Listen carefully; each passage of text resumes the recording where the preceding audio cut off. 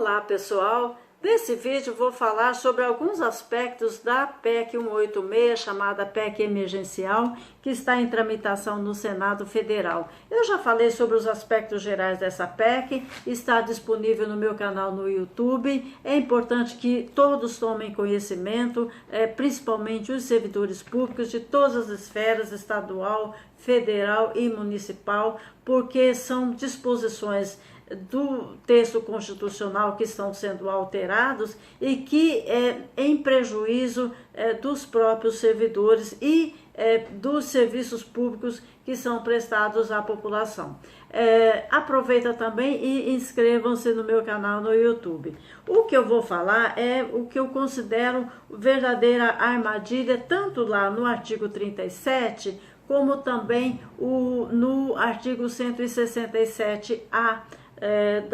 do texto dessa PEC 186. Lá no artigo 37, que fala dos princípios que regem a administração pública, está sendo atacado um dos princípios, uma das garantias, que é a irredutibilidade dos vencimentos ou dos subsídios. Isso é lá no inciso 15. Já falei sobre isso lá no vídeo anterior, não vou repetir aqui. O que eu vou falar é sobre o inciso 23 do artigo 37, que diz assim: é vedada a realização de despesa com pessoal ou vantagem de qualquer natureza, inclusive indenizatória, sem lei específica que a autorize e estabeleça o respectivo valor ou critério de cálculo. Por esse dispositivo aqui, que está sendo inserido no artigo 37, qualquer despesa com pessoal depende que a lei defina qual é o valor ou o critério de cálculo. Ocorre que os próprios regimes jurídicos dos servidores públicos, eles já definem no seu texto alguns aspectos, aliás, regras sobre a remuneração do servidor, dentre elas as vantagens, e inseridos no contexto das vantagens a gente tem as indenizações, gratificações e adicionais. Eu estou tomando como parâmetro a Lei 8.112. No caso, por exemplo, das diárias, que é uma das formas de indenização, o valor da diária ele é estabelecido por meio de, no caso do Poder Executivo, por meio de normativo próprio do Poder Executivo, por meio de resolução, no caso do Poder Judiciário, e também por meio de resoluções lá do Poder Legislativo na esfera federal. Não é lei, são instrumentos de regulamentação que a lei permitiu que fossem criados, porque a própria Lei 8.112 não definiu, por exemplo, qual seria o pagamento de diárias. Diárias, para quem não sabe o que quem não é do serviço público talvez não tenha esse conhecimento, é um valor que o servidor recebe quando ele se desloca da sua sede para um outro local a serviço para realizar uma determinada atividade. É um valor destinado a suprir a sua hospedagem, alimentação e locomoção. Também há outras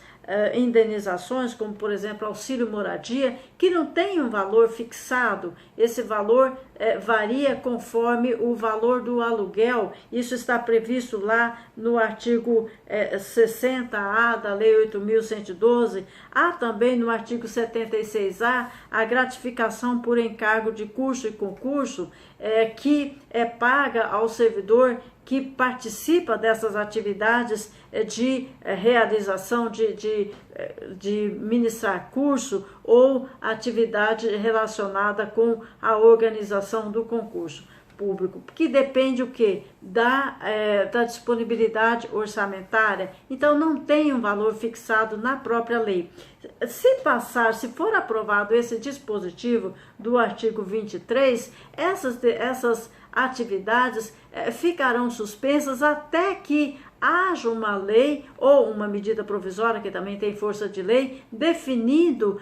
qual é o valor ou qual é o critério de cálculo. Enquanto isso não ocorrer, os serviços públicos que dependem do pagamento dessas indenizações, elas ficarão, dessas indenizações e no caso aí dessa gratificação, ficará suspenso, e é importante que a gente tenha um posicionamento. Eu entendo que não deveria ser aprovado porque enrijece as regras para a concessão dessas vantagens, e qualquer alteração posterior vai depender também de uma autorização legislativa, e a gente sabe o quanto é demorado um processo legislativo. O outro aspecto que eu acho que é uma armadilha é o que está previsto lá no parágrafo 3º do artigo 167A, que lá diz assim, parágrafo 3º, o ato de que trata o parágrafo 2º, e o parágrafo 2º, ele trata da redução da carga horária em até 25% para os servidores que ganham mais que 3 salários mínimos, com a redução proporcional do seu vencimento ou subsídio, caso o volume de operações de crédito supere as despesas de capital. Então, se isso ocorrer, um grupo de servidores, esses que ganham mais que 3 salários mínimos, poderá ter reduzida a sua carga horária em até 25%, e haverá também redução correspondente no seu vencimento ou subsídio. E lá diz assim, o ato de que trata o parágrafo 2º, inciso 2, disciplinará a possibilidade de desempenho de outras atividades profissionais pelos agentes alcançados pela medida. Isso eu acho uma armadilha, e uma armadilha das mais perigosas, porque, veja bem, principalmente nós mulheres que já temos uma sobrecarga de trabalho, porque nós temos a dupla jornada de trabalho, isso é reconhecido, que a gente, além das atividades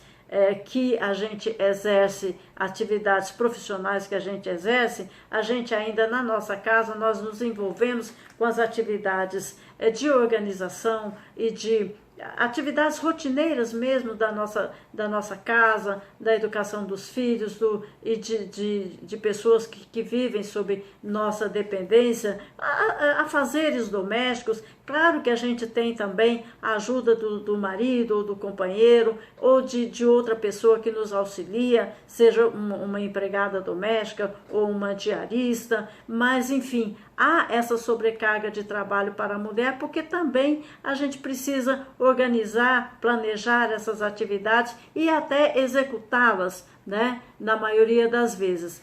O que o governo está fazendo para essas pessoas que ganham mais que 3 salários mínimos, se houver essa condição das operações de crédito superarem as despesas de capital, no caso da União, ou as despesas correntes superarem 95% as receitas correntes, no caso dos estados, Distrito Federal e municípios, haverá uma redução unilateral e automática da carga horária. Mas o servidor atingido por essa medida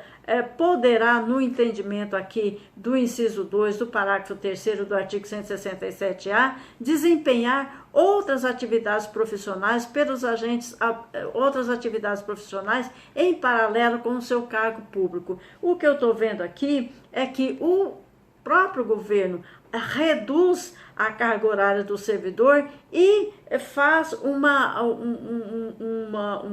ajustamento de forma que ele poderá também exercer outra atividade, ou seja, uma outra jornada de trabalho. Isso, o governo que defende a proposta de dar suporte à família, amparo à família, isso é um contrassenso, porque o custo social dessa medida, dessa outra jornada de trabalho, tanto para a mulher como para o homem, servidor público, é muito grande, o custo social e o custo individual, porque está em prejuízo à sua convivência com a sua família, com o atendimento às necessidades dos seus filhos, das pessoas que dele dependem, e sem falar também que ao exercer uma outra atividade para compensar a perda de vencimentos, a perda remuneratória decorrente da redução da carga horária, o servidor ele acaba tendo um cansaço adicional, acaba tendo e isso repercute no desempenho da atividade, das atribuições do seu cargo. Isso pode prejudicar o próprio atendimento ao cidadão pela falta de condição do servidor que tem essa sobrecarga de trabalho, no caso com os afazeres domésticos, a servidora, no caso o servidor ou a servidora com mais uma outra atividade que ele vem a desenvolver, seja como um vendedor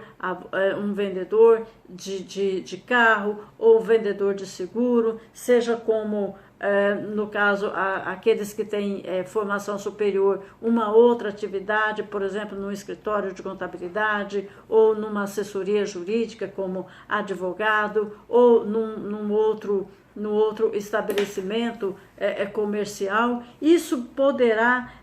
trazer para o serviço público as repercussões dessa jornada extra de trabalho, afetando a qualidade do serviço público, porque é óbvio que esse servidor ele vai chegar no trabalho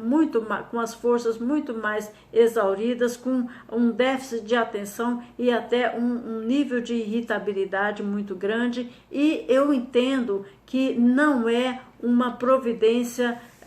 que vai trazer um bom resultado para o atendimento à população. Eu, sinceramente, sou contrária a uma perspectiva dessa, como sou contrária também a essa redução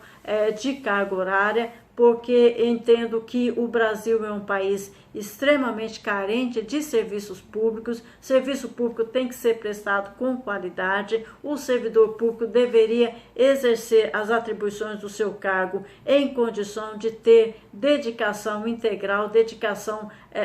permanente ao cargo, e não ter que se dividir em outras atividades para compensar perda remuneratória que o próprio governo está promovendo. Eu sei que tem pessoas com posicionamentos divergentes, mas eu acho que é necessário que a gente abra essa discussão, comece a repensar sobre isso, que não vai ser uma boa medida essa redução de carga horária, e menos ainda compelir o servidor a exercer outra atividade remunerada para suprir a perda